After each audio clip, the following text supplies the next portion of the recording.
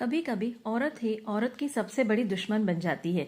लेकिन जब सच्चाई सामने आती है तो शर्मिंदगी इतनी गहरी होती है कि आंखों से नहीं दिल से आंसू निकलते हैं। तो चलिए शुरू करते हैं ऐसी ही एक कहानी। ये क्या बहू, आज फिर तुम्हें आने में लेट हो गया। टाइम देखा है तुमने? 8 बज चुके हैं। इस समय तो घर के मर्द भी घर आ जाते हैं और तुम हो कि बाहर घूमती फिरती रहती हो। घर के अंदर कदम रखते ही सास सुलक्षणा जी ने बहू पूर्वी से कहा, मम्मी जी मैंने बताया तो था कि बड़े मार्केट जा रही हूँ। 4 बजे के बाद घर से निकली हूँ। आने जाने में भी समय लगेगा और खरीदारी में भी तो समय लगेगा ना। तो 8 तो बजने ही थे। थकी हारी पूर्वी ने अपना बैग साइड में रखते हुए कहा और सीधे अपने कमरे में चली गई। थोड़ी देर बाद फ्रेश होकर बाहर आई और किचन की तरफ मुड़ गई।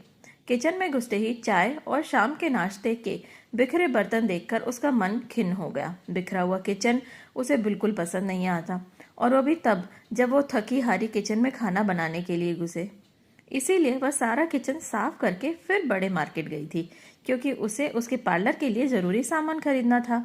लेकिन घर आते ही किचन की बिगड़ी हुई हालत देखकर उसे गुस्सा आ गया।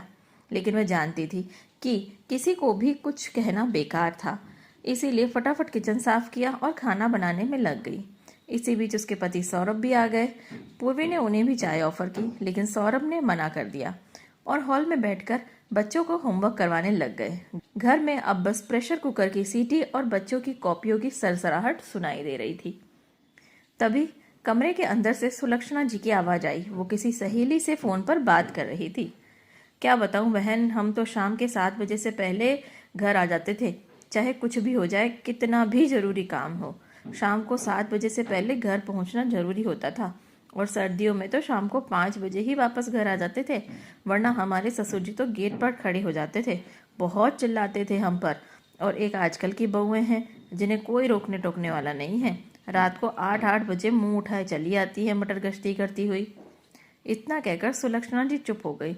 शायद दूसरी तरफ से कोई जवाब आया होगा। कुछ सेकंड बाद फिर से उन्होंने कहना शुरू किया, अरे उस दिन तो दोनों मियाँ बीबी रात को 10:30 बजे घर आए थे।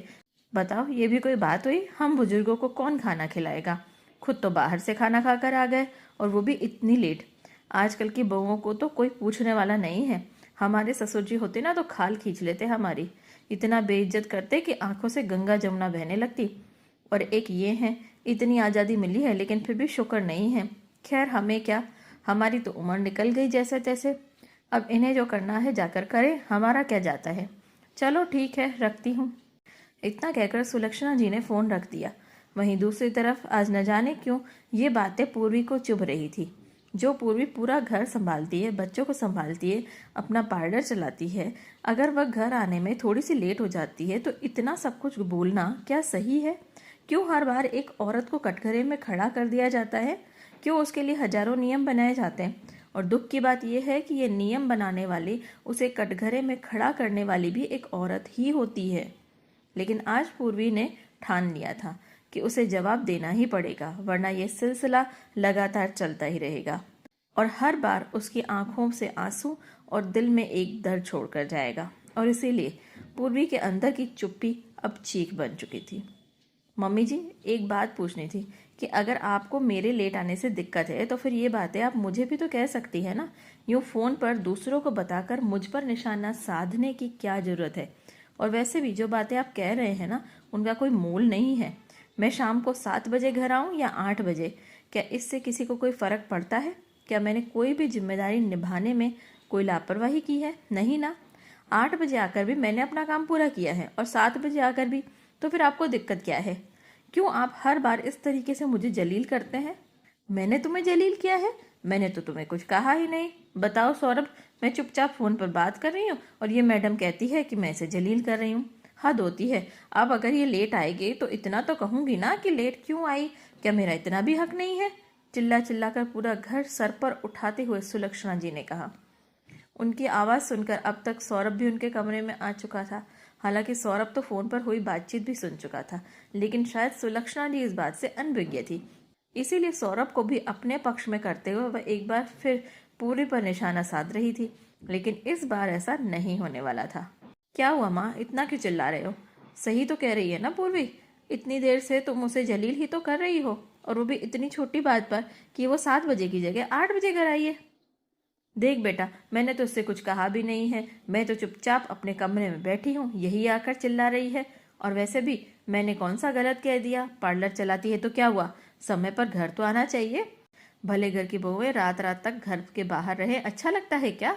ये तो मैं और तेरे पापा जी हैं जो कुछ बोलते नहीं हैं। जानते हो, हम लोग अगर शाम के 7 बजे से पहले घर नहीं आते थे ना, तो 7 बजे बाद तेरे दादाजी मुझे दरवाजे पर खड़े मिलते थे और ऐसे घूरते थे जैसे वहीं पर अपने गुस्से की आग में हमें भस्म कर देंगे। नजर उठाकर देखने की हिम्मत नहीं होती थी हमारी, वहीं गंगा जमुना बह जाती थी। अच्छा मम्मी, दादाजी ऐसा करते थे? आपको पहले बताना था ना, तो पापा को भी ये ड्यूटी सौंप देते। और हाँ, क्या कह रही हो तुम कि तुम और पापा कुछ बोलते नहीं हो? ये जो पिछले आधे घंटे से घर में जो कोहराम मचा हुआ है, ये कौन कर रहा है? मैं और पूर्वी? इसकी शुरुआत क्या पूर्वी ने की थी या मैंने की थी? हम कुछ बोलते नहीं, हम कुछ बोलते नहीं, ये कहकर कर न जाने क्या क्या बोल दिया तुमने मम्मी। और रही बात शाम को जल्दी घर ना आने पर दादाजी के गुस्सा होने की, तो उसके पीछे भी कोई वजह थी। जानना चाहोगी वो वजह? खैर तुम जानती भी होंगी, लेकिन कभी समझने की कोशिश नहीं की शायद। क्योंकि अगर समझने की कोशिश की होती ना, तो इस तरीके से जरा सी बात का हंगामा नहीं करती। जिस समय की तुम बात कर रही हो ना मम्मी, उस समय हम दिल्ली जैसे महानगर में नहीं, बल्कि राजस्थान के करौली कस्बे में रहते थे, जहाँ पर सुविधाओं के नाम पर केवल बिजली ही थी, न पानी की व्यवस्था थी, न महिलाओं की सुरक्षा की, न सड़कें बनी हुई थी, न रोड लाइटें थी। ऐसे में घर की महिलाओं की सुरक्षा को ध्यान में रखते हुए दादाजी घर की महिलाओं को शाम होने से पहले घर आने के लिए मजबूर करते थे। और ये बात मैं जानता था, मुझसे यह बात पापा ने बताई थी कि उन्होंने किन हालातों में जीवन यापन किया है। मानता हूँ मम्मी कि उन हालातों में दादाजी को ये सब कुछ करना जरूरी था, और तुम्हारी शादी छोटी उम्र में हुई थी, इसीलिए इस बात को लेकर तुम्हारा गुस्सा होना भी जायज़ था। लेकिन अब तो तुम छोटी नहीं हो ना, अब तो बड़ी हो चुकी हो, अब तो तुम्हारे बच्चे भी बड़े हो चुके हैं। तो अब तो तुम्हें इस बात को समझना होगा कि जो हुआ था उसके पीछे क्या कारण था। लेकिन तुम तो उस नियम को आज भी निभाना चाहते हो और अपनी बहू से भी उसका पालन करवाना चाहती हो। क्यों तुमने ये समझने की कोशिश नहीं की कि तब और अब में बहुत फर्क आ चुका है? उस समय महिलाएं रात के बाद सुरक्षित नहीं थी, इसीलिए दादाजी गुस्सा करते थे। ना ही उस समय मोबाइल था जो पता कर सकते थे कि कौन कहाँ पर है, और ना ही हमारे घरों में गाड़ियाँ थी जो हम अपनी घर की बहू बेटियों को ढूंढने निकल पड़ते। लेकिन हाँ, आज वक्त बदल चुका है। आज महिला सुरक्षा एक बहुत बड़ा मुद्दा बन चुका है, जिस पर पूरा देश काम कर रहा है। आज सड़कें पक्की हैं, हर किसी के हाथ में मोबाइल है। टेक्नोलॉजी ने महिला सुरक्षा को पहले से बहुत बेहतर बना दिया है। आज अगर पूरी कैब करके घर भी आती है ना, तो मैं अपने ऑफिस में बैठा बैठा उस कार के हर मूवमेंट को देख सकता हूँ। अगर गलती से भी उस ड्राइवर ने गलत रास्ते पर गाड़ी ली, तो मैं उसी वक्त पुलिस को फ़ोन करके एक्शन लेने के लिए कह सकता हूँ। यहाँ तक कि उसके हाथ में मोबाइल है, वो भी ये सब कुछ कर सकती है। अपनी सुरक्षा के लिए वो भी जागरूक है। इसीलिए मेहरबानी करके अब इस बात को समझो कि आखिर क्यों दादाजी ने ये नियम बनाया था। लेकिन आज इस नियम की कोई ज़रूरत नहीं है, तो मिटा दो ना ऐसे गलत नियम को जो किसी को परेशान कर रहे हो। और देखो, आज उसी वजह से घर में इतना कोहराम मचा हुआ है। तो फिर क्या ज़रूरत है इन सब की?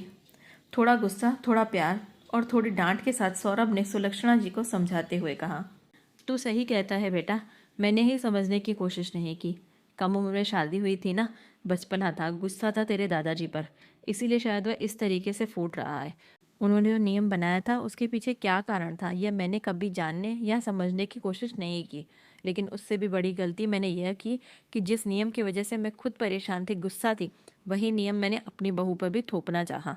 न जाने क्यों मेरे अंदर बदले की भावना आ गई थी।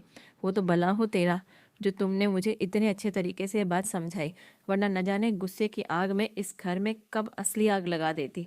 मुझे माफ़ कर दे बेटा, आगे से मैं कभी भी अपने पर हुए गलत व्यवहार का बदला पूर्वी से नहीं लूँगी।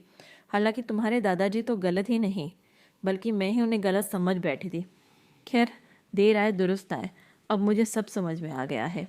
कभी कभी ज़िंदगी में बदलाव वक्त नहीं लाता, बल्कि एक सच्चा आईना दिखा देने वाला शब्द ही ला देता है। और उस दिन सौरभ वही आईना था। वो रात सुलक्षणा जी के लिए बस एक रात नहीं थी, वो उनकी सोच की नई सुबह थी। औरत अगर औरत को समझना शुरू कर दे तो समाज खुद ब खुद बदल जाएगा, क्योंकि रिश्ते नियमों से नहीं, समझ से चलते हैं। हर रिश्ता आसान नहीं होता, लेकिन अगर आपने भी कभी किसी को यूँ चुपचाप सहा हो तो इस वीडियो को शेयर ज़रूर कीजिएगा। शायद किसी और को भी हिम्मत मिल जाए अपने सच का सामना करने की। और मेरी ये कहानी कैसी लगी, इस बारे में आपके विचार ज़रूर साझा कीजिएगा। साथ ही साथ चैनल को लाइक, शेयर और सब्सक्राइब करना बिल्कुल नहीं भूलिएगा। धन्यवाद।